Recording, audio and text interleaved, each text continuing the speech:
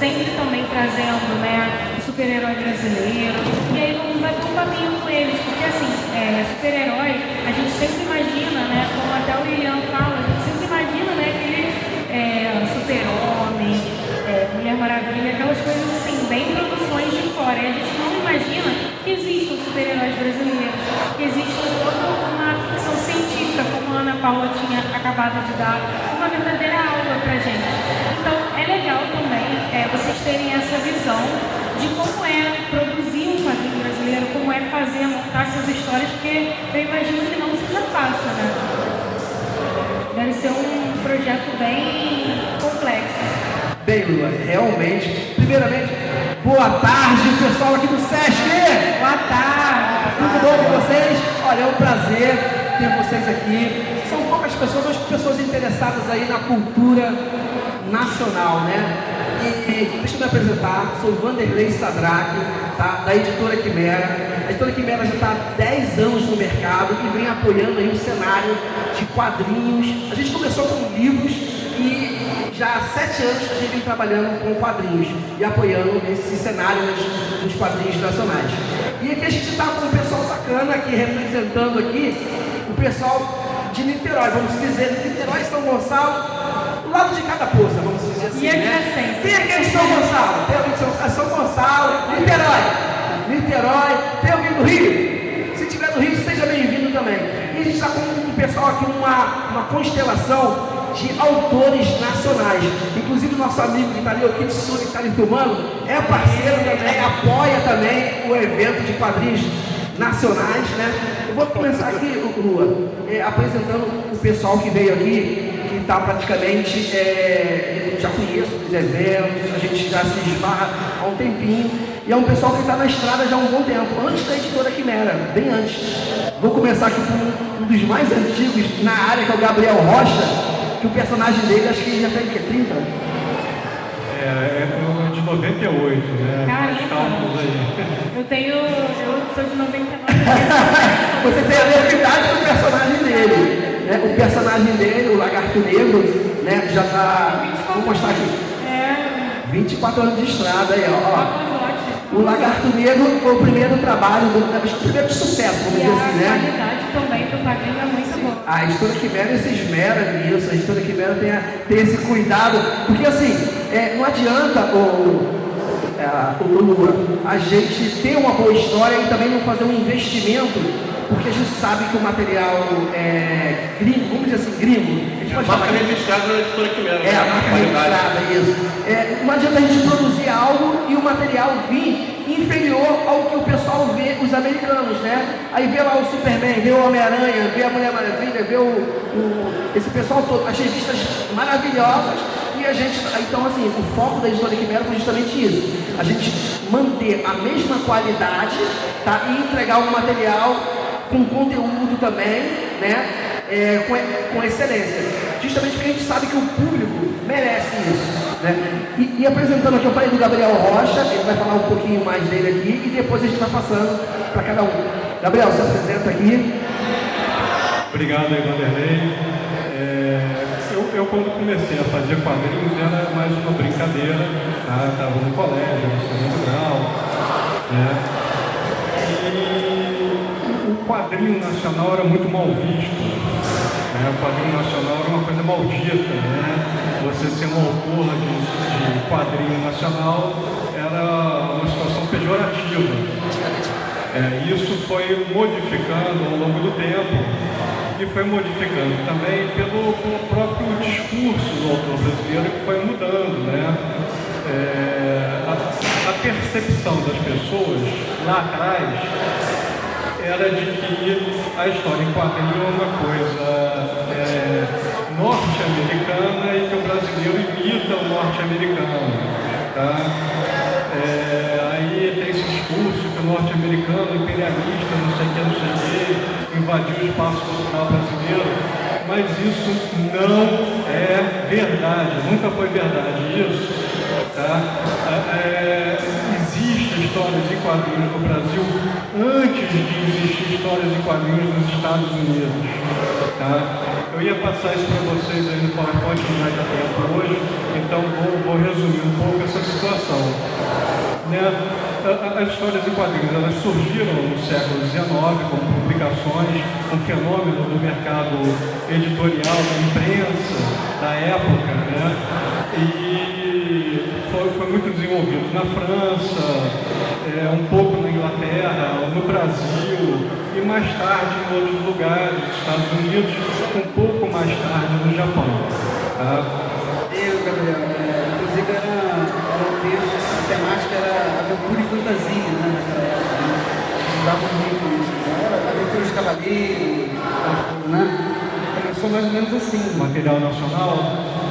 Não, na verdade era humor, né? Era o Ângelo Agostini, que é muito famoso, mas algumas décadas, 2 décadas antes, a gente já tinha o Sebastião Sisson fazendo quadrinhos na década de 1840.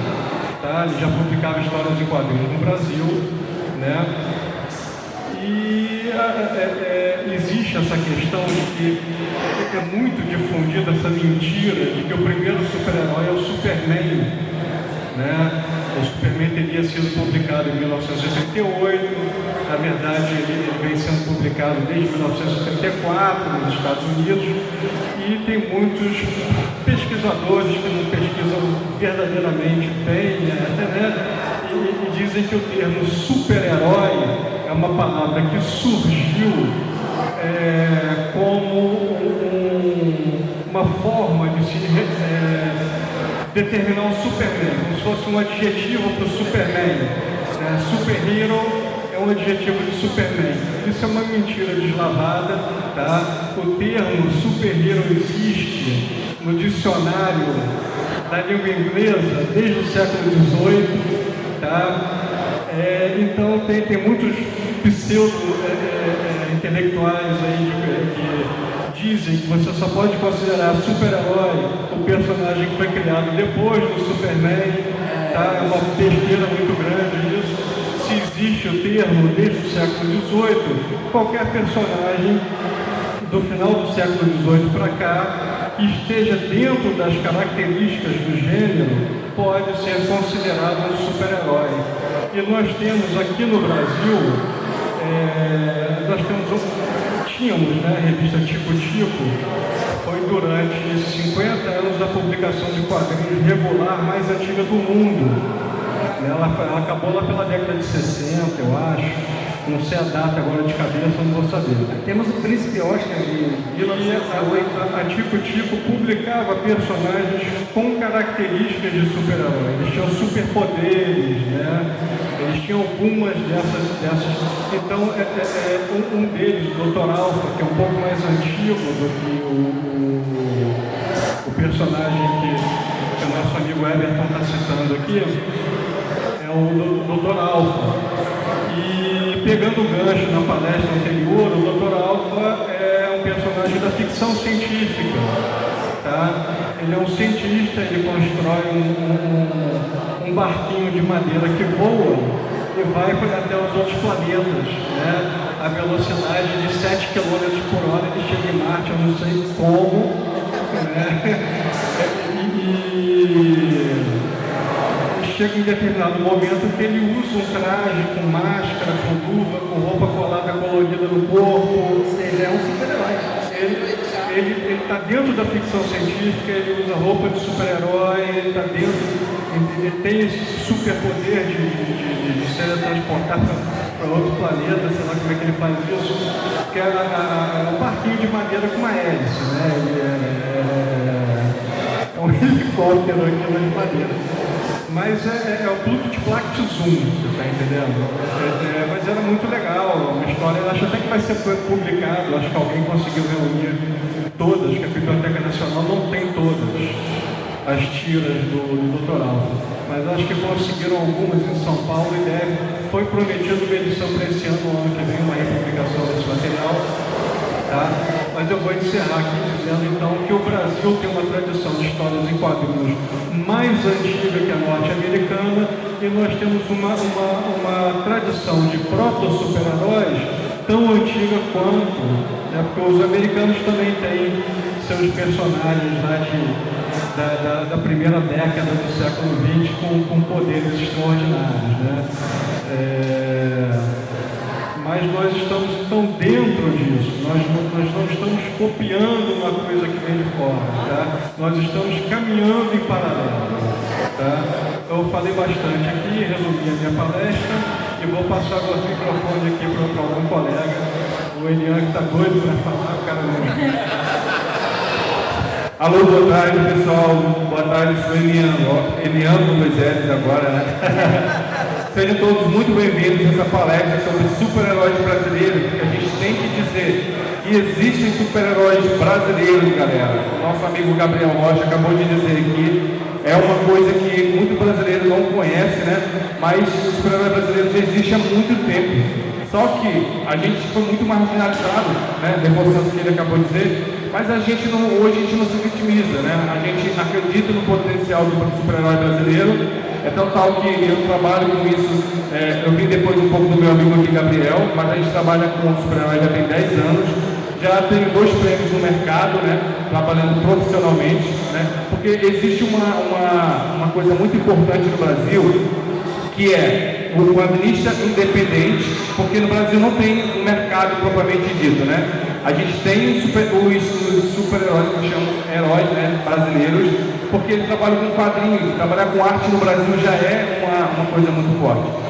E a gente precisa das empresas, né, para que acreditam no potencial de cada personagem, de cada história contada. E aí a gente tem muito a agradecer à editora Quimera, porque ela acreditou nos nossos personagens, nas nossas histórias, e vem publicando desde então, né? E eu trabalho com isso já tem 10 anos, como eu falei, mas é importante que a gente reforçar que existiam super-heróis brasileiros antes da gente, né? E a gente dá a importância desse evento, né, de a gente colocar o super-herói brasileiro em debate. Oi, pois não. E detalhe, super-heróis de sucesso. Exatamente. Fizeram sucesso de verdade, não foi lançaram e ficam esquecidos. Fizeram sucesso, venderam milhões de cópias, teve derivados, né, seriados, teve filmes, né, nos anos 70, 60. Muita gente, cara, a maioria dos brasileiros. Por isso que quando eu comecei a mexer com o super-herói brasileiro, eu vi a injustiça que é de tantos autores que já foram, tantos personagens que já se foram, e ninguém conhece, ninguém fala sobre isso. É realmente uma cultura apagada, né?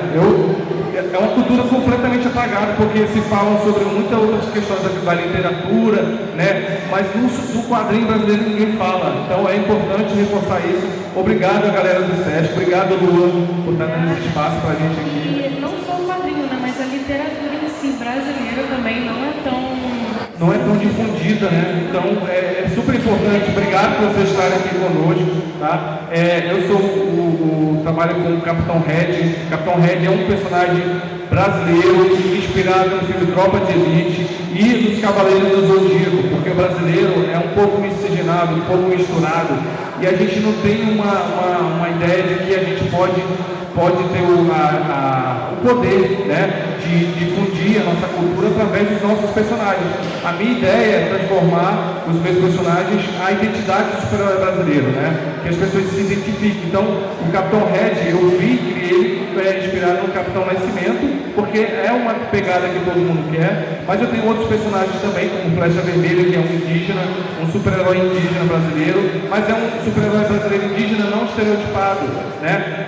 Ele é um personagem atual, é um personagem que faz parte da nossa cultura hoje, que são os povos indígenas, né? Que estão aí na nossa cultura, mas eles têm poderes especiais aí. Então, já acabou o meu tempo aqui, acredito que tem muita gente que quer falar, tá bom? Obrigado mais uma vez. Obrigado. Quem quer mais aí? Vou pegar um gancho rápido aqui do que o Elenildo falou sobre literatura, né, e essa questão dos quadrinhos. Carlos Drummond de Andrade tem 2 poemas agradecendo a revista Tico Tico por ter introduzido ele na literatura. Tá? O quadrinho é a base de tudo, é a primeira leitura, é a porta de entrada para isso. É onde a gente aprende, né, a ler. Quantas pessoas não aprenderam a ler lendo o Turma da Mônica? Eu aprendi a ler por quadrinhos. Então. Na verdade, assim, eu fui alfabetizado em casa. Eu fui alfabetizado em casa, mas o primeiro material que eu tive acesso à leitura prazerosa, né? Que a gente sabe que o livro é importante, mas eu me encantei com os quadrinhos. Eu tinha ali, sei lá, uns 5 anos, 4 anos, e pra mim era fabuloso, porque apesar do livro infantil ter as ilustrações acompanhadas de texto igual o quadrinho, mas o quadrinho é uma mídia diferenciada, porque ela segue o pessoal, o define lá, né? Outro universo, né? Mas é uma linguagem onde você vai acompanhar a história quadro a quadro, como num filme. Arte sequencial, essa palavra é definida pelo grande Will Eisner. É uma arte sequencial, é um outro tipo de mídia. E eu aprendi a ler ali, então isso é fundamental. Vou passar aqui agora a palavra para o nosso amigo Everton. Eu sou o Everton Ferreira, gente, boa tarde. Sou quadrinista também. E pegando esse gancho aí, né, a gente teve essa polêmica recente com o Maurício Souza, né, se inscrevendo lá para a Academia Brasileira de Letras, né, e se candidatando, na verdade, né. E a gente vendo aí o preconceito em cima dessa mídia dos quadrinhos, né, que o Gabriel citou, né. Você vê como é que os papos vão se juntando aí, né? Então, ele não ganhou, né? Provavelmente por causa desse preconceito, do pessoal que julga que quadrinho não é literatura, né? Pô, claro que quadrinho é literatura. Não é literatura, é mais do que literatura, porque é uma arte sequencial. Ela tem a literatura, ela tem os desenhos, ela é uma literatura diferente. Eu diria que é uma literatura, uma outra vertente da literatura, né? Mas como é que se diz, né? O preconceito não é de hoje, né? Então, assim, o nosso trabalho como quadrinista, né, principalmente aqui no Brasil, é muito árduo, é muito difícil. A gente acaba tendo que fazer tudo praticamente sozinho. Por exemplo, enquanto editoras lá fora que possuem mercados para poder lançar os seus trabalhos, né, eles possuem equipes, né, pessoas que fazem roteiro, outros que fazem arte, outro que faz arte final, outro que faz a balonizada. Tem uma linha de produção que nós aqui temos que fazer praticamente tudo sozinhos, né? Isso é muito difícil, muito mais difícil do que vocês possam imaginar. A gente faz por amor, né? Por amor à arte, e a gente quer enaltecer a nossa cultura. A gente quer, por exemplo, né? Se você for perguntar aí para as pessoas, vocês conhecem quadrinhos nacionais? A maioria vai dizer que conhece o Maurício de Souza, a Turma da Mônica, né? Mas existe muito mais do que o Maurício de Souza, né? Ele conseguiu se destacar, né? Há muito tempo atrás, ele era um mega empresário, e isso é ótimo, né? Mas existe todo um universo de quadrinhos brasileiros que as pessoas não conhecem, né? Por falta de divulgação, né? Por falta de apoio, seja do governo ou de empresas privadas, enfim. E aí se tornou um mercado paralelo, um mercado que a gente chama de independente, né? Nós estamos nele. E é um mercado riquíssimo, né? Como o pessoal já mostrou aqui, se quiser me ajudar aqui a mostrar, materiais que não perdem em nada, em qualidade gráfica, em qualidade de conteúdo. Eu, por exemplo, né, o Vanderlei está segurando aqui uma das revistas, estou segurando a outra. Isso aqui é uma série onde eu enalteço o folclore, né? O nosso folclore ele andou abandonado por muito tempo. Hoje está mudando isso aí com a série Cidade Invisível, que está sendo, né, fazendo sucesso em vários países. Foi um boom aquela série. Foi um boom, né? E para você ter uma ideia, foram mais de 40 países do mundo que, né, Cidade Invisível fez sucesso, e o brasileiro ainda não conhece na sua totalidade. Muitos nunca ouviram falar, ou ouviram falar, mas não quiseram ver. É algo impressionante. E assim, né, o folclore, aqui por exemplo, vocês estão me vendo assim de chapéu, né? Parece com o Indiana Jones, né? Parece Indiana Jones, parece. Eu até brinco com isso, né? Mas é esse personagem que ele é um desbravador português, né? Um bandeirante, né? Então, eu sempre digo isso, né? Nós associamos visualmente aquilo que a gente já conhece. Como a gente importa, né, produtos americanos, europeus, japoneses, então a gente já tem essa afeição com personagens lá de fora, e quando a gente vê algo nacional, a gente pensa que é cópia de lá. Pode até ser que em alguns casos, eu vou admitir que aqui tem uma inspiração do Indiana Jones, sim, eu gosto. Tem inspirações, não são cópias. Exatamente. Mas em vários momentos, nem é o caso de inspirações, né? São arquétipos, né? Que a gente usa os arquétipos físicos, poderes, né? No caso dos super-heróis. Mas isso é indiscutível, porque a maioria das mídias é lá de fora. Então, a gente vai querer ter uma inspiração, um filme diferente, às vezes vai pegar uma inspiração de lá, não necessariamente é uma cópia. A inspiração, ela é algo que já está em nós. Né? Isso aí não tem como explicar, mas a questão é, por exemplo, né? O Elian, ele lançou um trabalho junto à Editora Quimera chamado Alfa Primeira Ordem, que é um trabalho primoroso, né? Um crossover enorme, né? Com vários personagens do Brasil todo, e não só personagens contemporâneos, mas ele também resgatou, ele pegou personagens clássicos, né? Da década de 50 e tal. E assim, o trabalho que me inspirou também, eu acabei produzindo, que também tem na Quimera, né? A Quimera está me representando lá, que é a saga Os Sete, que é esse quadrinho aqui, é o último que a gente abriu a capa aqui ainda agora, né? Onde a gente, inspirado pelo Elian, eu também fiz a mesma coisa, eu coloquei personagens clássicos aqui aparecendo, né? Personagens de hoje, do meio contemporâneo. Então a nossa ideia, né? Nós pensamos igual, né? A nossa ideia é divertir quem está lendo, né? O leitor, mas ao mesmo tempo iniciar aquela pessoa que nunca ouviu falar de super-heróis brasileiros, né? Ou aqueles que já conhecem, né? Eu estava conversando com um amigo que está aqui prestando atenção Alberto, né? Está aqui prestando atenção na nossa palestra. Estava conversando com ele, ele conhece alguma coisa dos super-heróis, né? Mas conhece alguma coisa, mas não muito a fundo. Não conhece muito a fundo. A ideia é essa, é inspirar, é fazer com que a pessoa leia, tenha vontade de conhecer mais, que procure, que converse com os autores pela internet, que compre com esses autores as revistas desses personagens, porque o nosso mercado, né, aqui no Brasil, ele se resume a duas coisas. A eventos como esse que o Sesc está promovendo aqui, que são muito, eu estou me arrepiar falando, muito importante isso aqui pra gente, tá?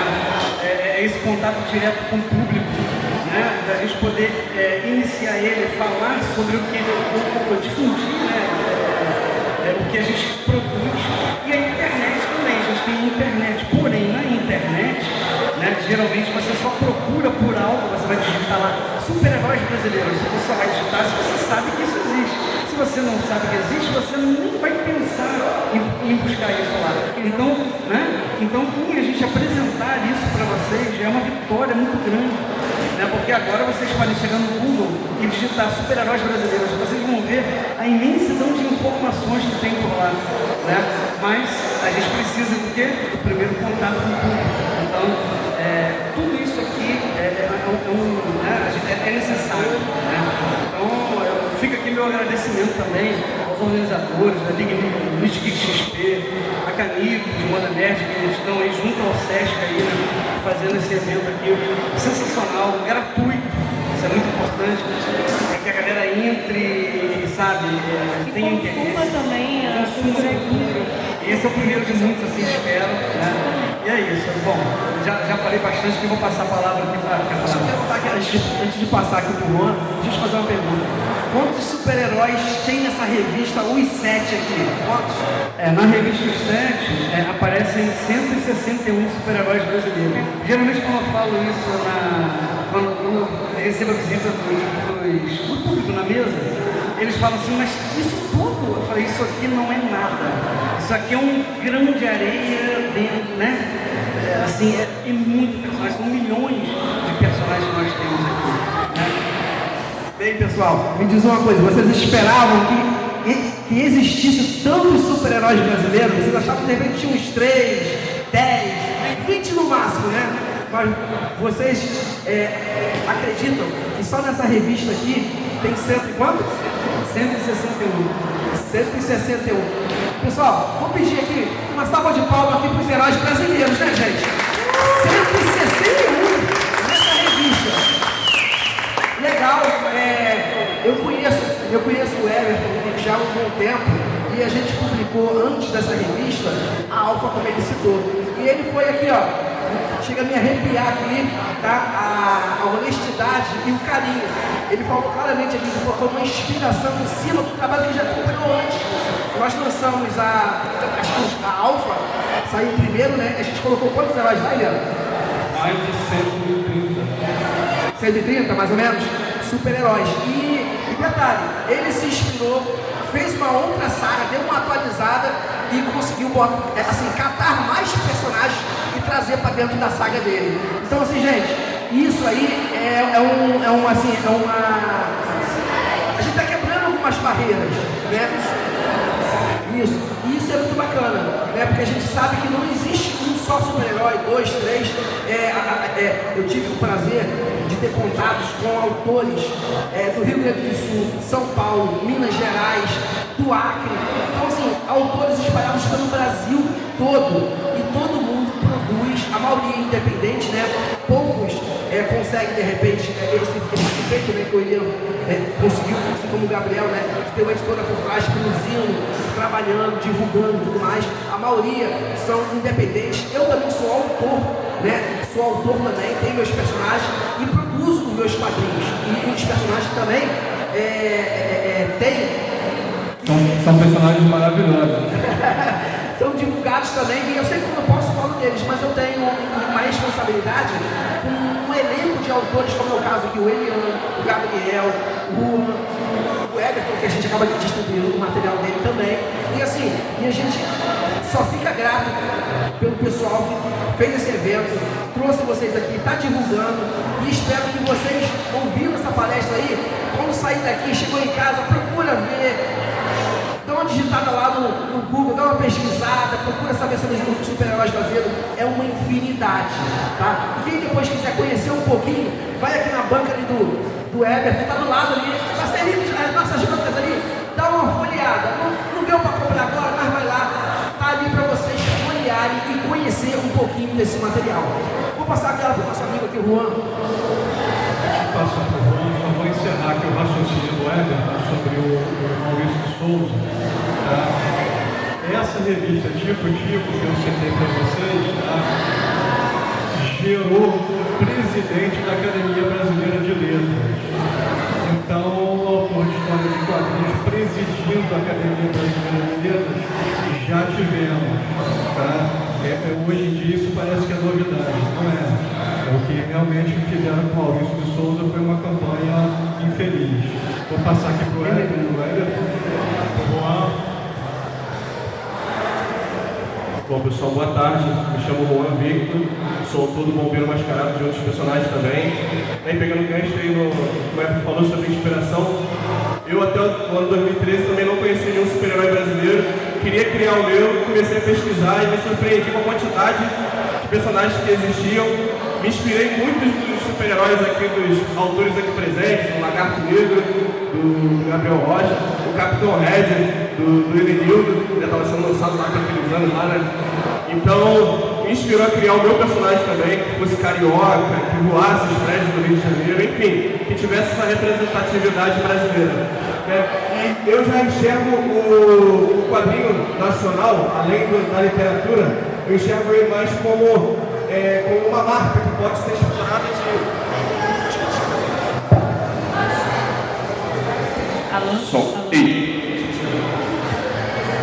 Eu já enxergo eles como personagens potenciais, marcas, né?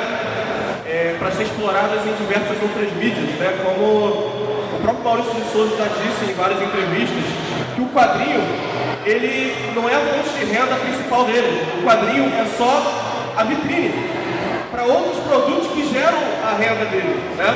O licenciamento, vamos colocar assim. Então, eu já enxergo o quadrinho também como uma vitrine para a gente introduzir o personagem, né? Para a gente mostrar o personagem, é a célula máter dos nossos produtos, né? Vamos colocar assim. E com essa célula máter criada, a gente pode explorar diversos outros produtos. Que um deles que está sendo explorado agora recentemente são os games, né? A gente está explorando aí um mercado nunca antes explorado na história do quadrinho nacional. destaco que é nunca antes explorado na história do quadrinho nacional, que é o mercado dos games, né? A gente agora está fortalecendo. Aí é um mercado, gente, gigantesco. Só para vocês terem noção de números, hoje o mercado de game, ele consegue ser maior.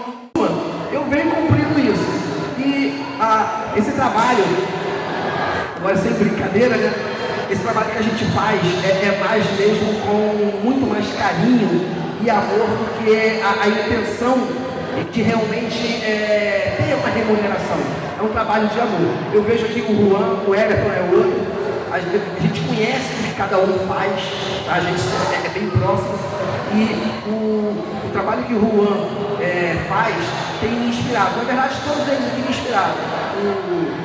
O Elian trouxe um material para a editora na época que era inédito, eu estava pronto a produzir sozinho isso que a gente vem fazendo. E acabei conhecendo o material do Elian e junto logo em seguida conheci o Gabriel também, trazendo um material também diferenciado também. Depois eu conheci, eu não sei se eu conheci vocês, acho que foi o Juan também, e depois o Everton. Mas cada um tem uma característica e uma forma de empreender. E vou fazer, vou falar uma coisa aqui que parece ser estranha, né? Mas eu já tinha esse interesse de renovar os leitores. Você não consegue renovar os leitores fazendo a mesma coisa, tentando publicar quadrinhos da mesma época que se fazia há 20 anos atrás. Sim, vou dar um exemplo bem claro disso. Depois do advento tecnológico, né, computador e celular, você não consegue querer explorar quadrinho da mesma forma que se fazia há 20, 30 anos atrás. Nas bancas lotadas, a única forma de comprar quadrinho era nas bancas. Então me inspirou o Juan, porque ele veio já trazendo uma animação. Antes do game, ele começou a animar alguns desenhos, eu falei, opa, como assim? Não. E ele, acho que é o mais novo de nós aqui, é o Juan. Né? Acho que sim. Gabriel, tá vendo? Um pouquinho mais novo que o Juan. Pessoal, eu posso dizer que a gente teve uma vitória com os games, né? Que a gente conseguiu fazer esse cara aqui, que eu acho que o videogame da época dele era o Atari, né? Cara, só pra você ter uma noção. Fez esse cara jogar com o controle, o joystick atual, entendeu? Cara, eu sou da época daquele que tinha o Tarzan que ficava balançando assim, Pitfall, que ficava, e o Mario, que nem era Mario ainda, acho que era Mario número 1, você apertava e só pulava e andava, Então assim, aí eu conheci o Juan já envolvido com animação, já mexendo com algumas coisas, e hoje eu tenho para mim que não existe uma outra forma de a gente fazer com que essa nova geração se interesse se a gente não trabalhar com animação, game, a gente tem que ser incluso nas outras mídias, é o que está acontecendo, você tem que ser multiplataforma. O quadrinho ele não vai morrer, assim como o rádio não vai morrer, tanto é que a gente está apostando numa nova mídia lá na editora Quimera, que é o podcast. O que é um podcast? Nada mais é do que um programa de rádio atualizado. É um bate-papo atualizado, você ouve quando está dirigindo, ou então bota seu fone. Então assim, o quadrinho ele precisa se adequar aos novos tempos. E é isso que a gente está tentando. A editora Quimera, junto com nossos amigos aqui, todos parceiros, são apoiadores, são parceiros, são investidores, são empreendedores da área de quadrinho, né? Juntos a gente consegue ir rompendo as barreiras, porque sozinho não dá, né? Por exemplo, o Juan, ele já está com o pé mais nessa parte de games, animação, né?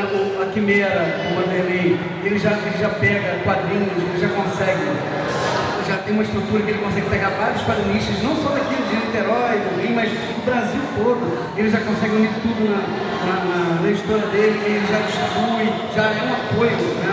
Muito grande isso, né?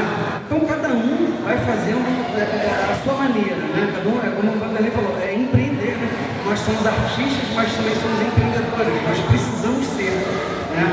E de apoio, como instituições, né, como eu falei, do SESC. O legal é que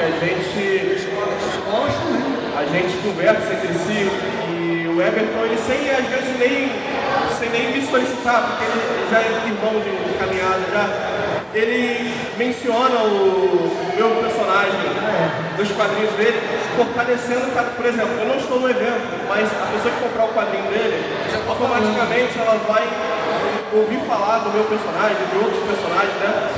E eu vice-versa, né? Nas minhas produções também, a gente menciona outros trabalhos, né?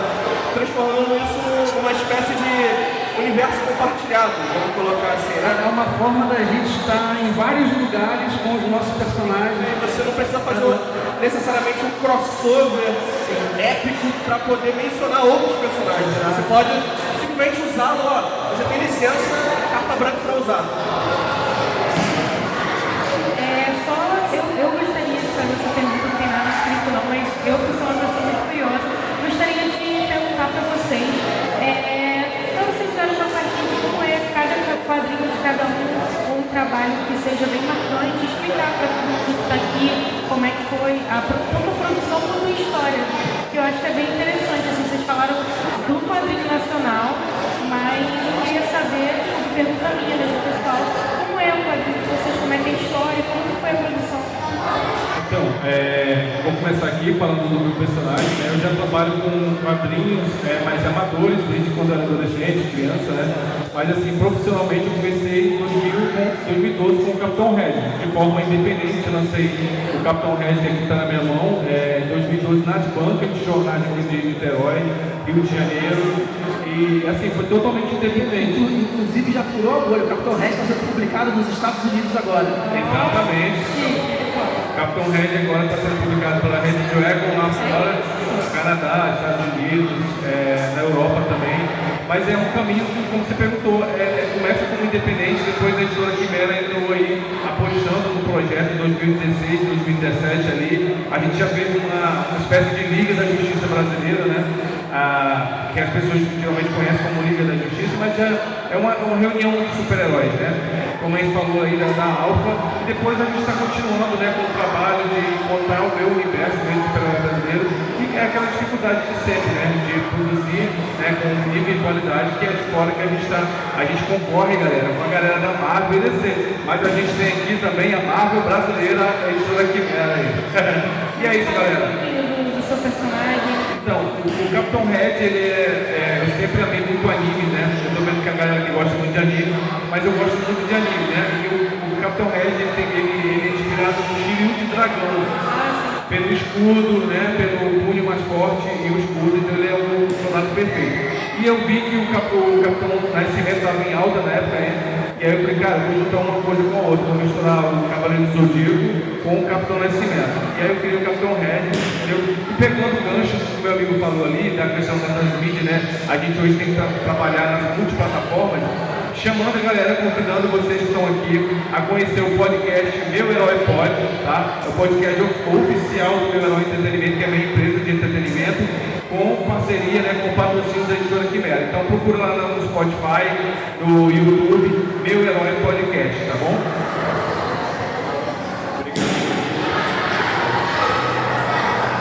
Alô. Sou o Gabriel Rocha, né? Não sou o mais velho aqui, posso até ser o mais antigo. Eu comecei a fazer quadrinhos em controvérsia. Comecei a fazer quadrinhos em 1992, de jornais de bairro aqui em Niterói. Em 98, eu fazia o Lagarto Negro de forma independente.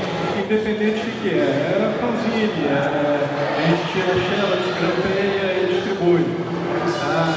É isso. É algo assim. Artesanal, né? Assim, primeiro empreendedorismo, acho que de um garoto, quando ele quer ser nerd, você vai lá e vai fazer meu primeiro gibi. Aí vai lá, desenha, xerox e começa a vender pros amigos. Grampeia assim, igual livrinho. É isso aí. Mas, na verdade, eu já comecei empreendendo um pouco mais, porque eu pegava patrocínio e vendia espaço de anúncio. Então, eu conseguia imprimir em gráfica.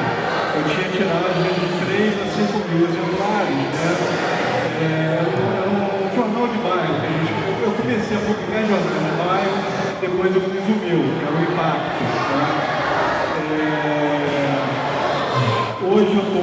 editoras, eu estou aqui com a Quimera, no Rio de Janeiro, eu estou com a Universo Fantástico em São Paulo, editora Casa, Eu Sou do País, né?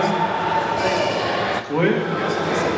O Lagarto Negro é publicado na Argentina, na França, tem uma publicação lá do Lagarto Negro também. Games, esse game do Juan é o terceiro game brasileiro, já tem outros dois, tem um que a gente encontra para celular na internet e um outro tem produção também chamado Epopeia, que também é a mesma coisa, são personagens brasileiros, tá? E é o que o Vanderlei falou, empreendedorismo, eu vou atrás das oportunidades, tá? E aqui no Brasil isso não existe essa cultura do empreendedorismo. A gente vai atrás do empresário, o empresário não recebe a gente, né? Eu vou contar para vocês uma história. Tem um personagem da Marvel, não vou citar qual é, o Homem-Aranha, tá? O Homem-Aranha existe. A gente acabou de ouvir aqui o exemplo aqui do Capitão 7, que tinha uma fábrica de fantasias, né? Nos Estados Unidos conheço essa história. Conheço essa história e é verídica, tá? O Ben Cooper é um fabricante de fantasias norte-americano que faz fantasia para criança para Halloween. E ele tinha o Homem-Aranha no catálogo dele. E o Homem-Aranha no catálogo dele é muito semelhante ao personagem da Marvel Comics, tá? O primeiro licenciamento da Marvel Comics foi o Homem-Aranha para o Ben Cooper. O Ben Cooper já tinha o Homem-Aranha no catálogo dele desde 1954 e em 1963, 64, quer dizer, 10 anos depois, foi lá licenciar o Homem-Aranha da Marvel, né? Isso é uma mentalidade empresarial que o brasileiro não tem.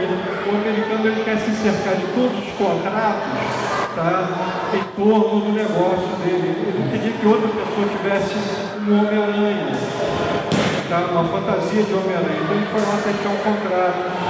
Aqui eu estou negociando com uma fabricante de brinquedos de São Paulo, eu entrei em contato com eles, eu estou tentando licenciar uma produção dele da década de 80 e eu estou há 3 meses sem receber uma resposta.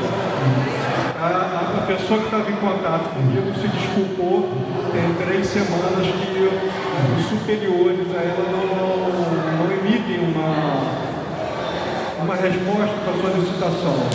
Tá? Então aqui nós temos aqui uma feira do SESC, com vários representantes aqui de direitos autorais, e a gente não vê um empresário vindo aqui procurar licenciamento, nem procurar fazer contratos e coisas assim. Isso é uma cultura do empresário brasileiro que é um empresário incipiente ainda para isso, né? O empreendedorismo existe, os personagens existem, né? Os autores alguns publicam para o mercado americano sem o menor problema, são reconhecidos lá fora, né? São premiados, inclusive, lá fora, e aqui dentro a gente não consegue fazer as coisas, né? A gente não consegue esse contato com o empresariado brasileiro. Mas pode procurar, quem quiser publicar, pode procurar a editora Quimera! Pode haver uma rara exceção. Gente, deixa eu falar um pouquinho aqui sobre o Vanderlei Sadraque, autor, né?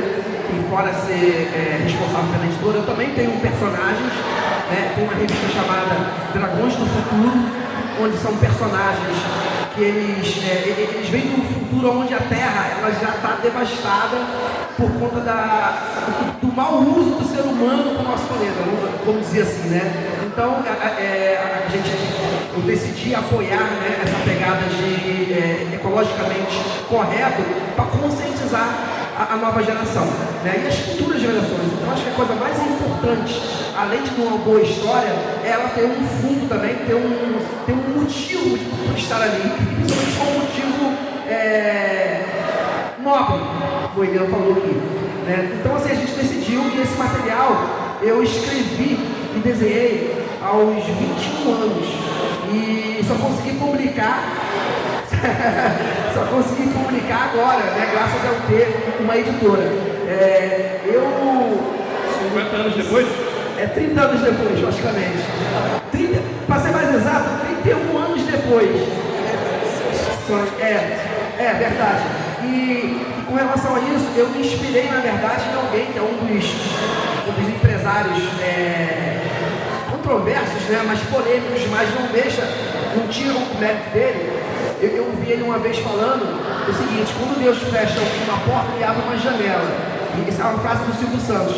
Ele falou que ele foi cortado de uma emissora numa época, porque ele tinha que bancar aquele programa. A partir que ele foi cortado, ele ficou sem programa. E ele teve que montar a sua própria rede de televisão para ter um programa dele, para fazer o que ele gostava de fazer. Então foi basicamente isso que eu fiz.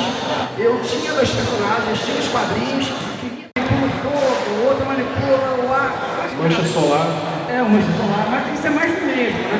Agora, um personagem, que é o folclore, isso não existia, né? E aqui no Brasil, né, o mais inacreditável é que aqui no Brasil, em 2015, né, foi quando eu lancei esse personagem, né? Deixaram isso pra mim, olha quantos super-heróis já existiram antes do Xamã, né? E nunca havia sido feito algo assim. Então, eu acho muito importante a defesa de levantar essa bandeira brasileira, né, essa brasilidade mesmo, trazer isso nos personagens, nas minhas histórias. E é isso, eu venho aí lançando aí. Muito obrigada, viu, Everton? Deixa eu só dar uma palavrinha mesmo com o Juan, para a gente já encerrar esse bloco mesmo, porque tem, né, outras atrações do palco, mas muito obrigada de coração a todos vocês já de antemão. Foi um bate-papo super bacana, explicando, né, sobre o quadrinho brasileiro. Eu mesmo tinha muitas dúvidas antes de conhecer o Elian, né, que a gente se conheceu uns anos atrás, por conta, né, do quadrinho brasileiro. Então, assim, é muito legal ainda mais conhecer também do jogo, né, do seu jogo, inclusive. Pode falar. Sim, o Bombeiro Mascarado surgiu em 2013 de um fato ocorrido comigo aqui mesmo. Eu trabalhava num prédio aqui no Amaral Peixoto e teve um incêndio e eu pude ver de perto ali. Eu nunca tinha visto, né? Já vi de longe ou na televisão, mas eu nunca tinha visto de perto a atuação dos bombeiros, ali, aqueles equipamentos deles. E aquilo eu já estava querendo criar um super-herói, só que eu não sabia qual. Me inspirou a criar o Bombeiro Mascarado, que é um bombeiro que ganha superpoderes, basicamente, né? O bombeiro já é um herói, considerado um herói, ele só deu superpoderes a ele. E ele enfrenta, falando sobre as brasilidades, né? A pegada dele são os vilões, porque ele enfrenta diversos vilões baseados nos nossos problemas, né? Por exemplo, ele enfrenta um vilão chamado Mosquitron, né? Que ele é basicamente feito dos mosquitos da dengue da cidade inteira, né? Forma o corpo dele e ele tem que enfrentar esse tipo de vilão. Outro vilão também que surge na Baía de Guanabara, de toda aquela sujeira que está lá acumulada. Enfim, a gente brinca, né? A gente brinca um pouco com essa parte social também, né? Cria os super vilões do personagem. E o game agora também 100% brasileiro. Os personagens vão focar 100% nos poderes dos personagens participantes, justamente para enaltecer esses personagens. Por exemplo, chamando do Everton, os poderes deles são justamente se transformar nos personagens do folclore. O bombeiro tem os poderzinhos de jato d'água, né? Enfim, o lagarto negro tem um chato, o tanque vai ser um robozão que vai lançar míssil. O lagarto negro tem o poder de apanhar sempre. Enfim, é isso. Eu quero agradecer a oportunidade de estar aqui falando sobre o nosso trabalho, pessoal. Obrigada, de verdade, de coração, obrigada a todos vocês. Foi um bate-papo assim, super bacana. Pra gente também conhecer, né, os quadrinhos brasileiros, que a gente sempre pensa, né, que é algo muito lá de fora, mas existe muita cultura aqui no Brasil, seja do cosplay, seja do quadrinho, é muito, muito bacana, viu? Falando em cosplay, só para encerrar, um dia nós todos aqui esperamos que haja os concursos de cosplays, mas os cosplays baseados em super-heróis ou outros personagens brasileiros. Vai né? ter. Ó, já vai ter. Nijikick XP. Inclusive, vocês estão sendo pioneiros nisso, cara. Isso é muito bom, cara, né? Mas que isso se torne comum. né? É comum em todos os eventos do Brasil aí. E quem sabe também, né, vocês conseguem trazer para cá também aí, a próxima edição aí, esse concurso aí bacana. Isso aí, obrigado pela oportunidade. Tá, muito obrigada, viu, gente? Prazerzão conhecer todos vocês. Fala. Eu só queria...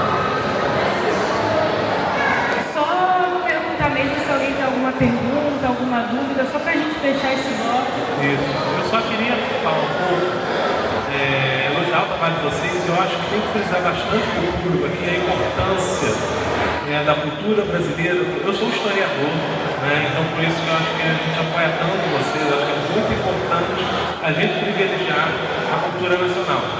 Né? A gente tem uma cultura muito rica com a nossa mitologia. Então a gente tem os orixás dos ancestrais africanos.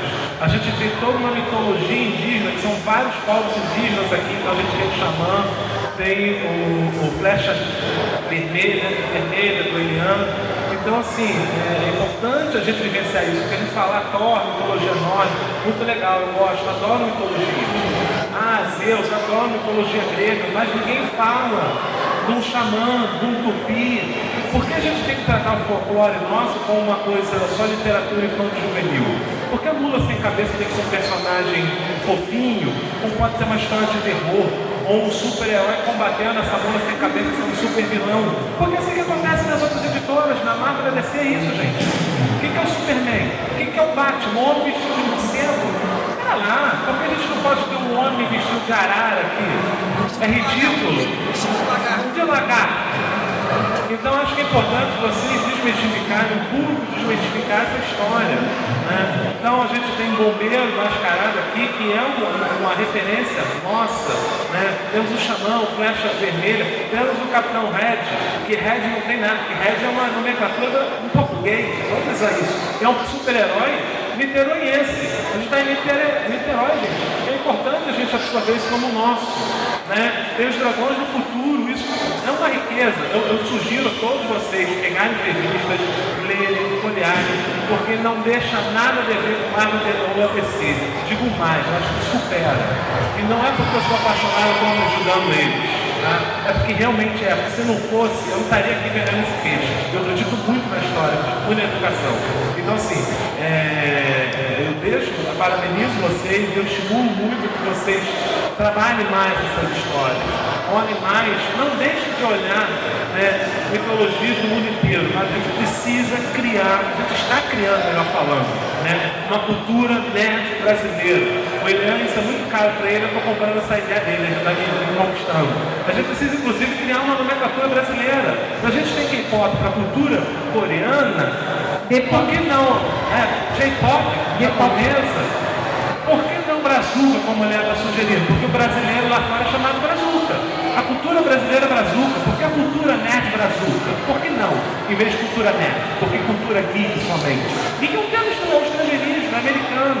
Precisamos do nosso. Então, o desafio que eu lanço para vocês e outros autores batalharem nisso e cunharem o termo nosso, inclusive. Gente, muito obrigado pela presença de vocês. Antes de encerrar, você falou uma questão muito importante que eu não falei aqui na palestra, mas é importante. Você falou em relação ao público geral, mas é entre a gente, sabe? O compromisso aqui é entre nós. Nós, criadores, é porque nós que somos a fonte disso. Então a gente tem que se entender como cultura brazuca. Entendeu? Não é feio, é bonito, não importa, eu não gosto, mas a gente tem que abraçar isso como nós. Então sempre que vocês, é um pedido que eu faço, toda vez que vocês forem referir à nossa cultura do super-herói brasileiro, ou à nossa cultura pop em geral, é a cultura brazuca. E cultura brazuca. Cultura brazuca. Porque isso eu vi na Globo News. Eu falei, cara, é isso. Se a Globo News está falando... O termo existe. O termo existe. Só que não existe uma nomenclatura, então vamos defender isso. Existe o K-pop, como nossa amiga falou, nossa cultura é brazuca. Cultura pop brasileira é brazuca, tá bom? Obrigado mais uma vez, gente.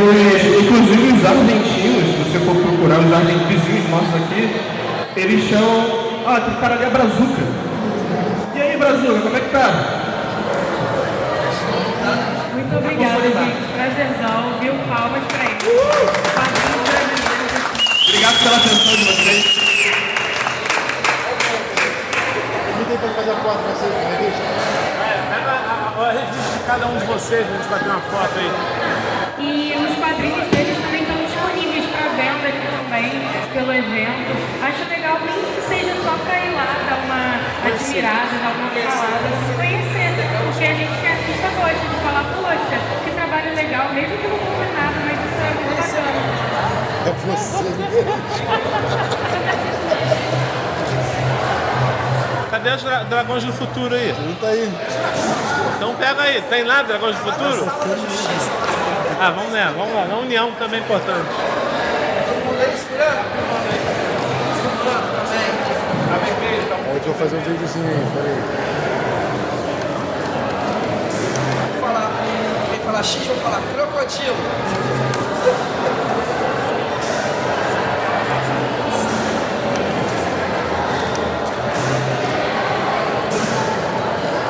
Fala, Sesc. 1, Sesc. 2, 3.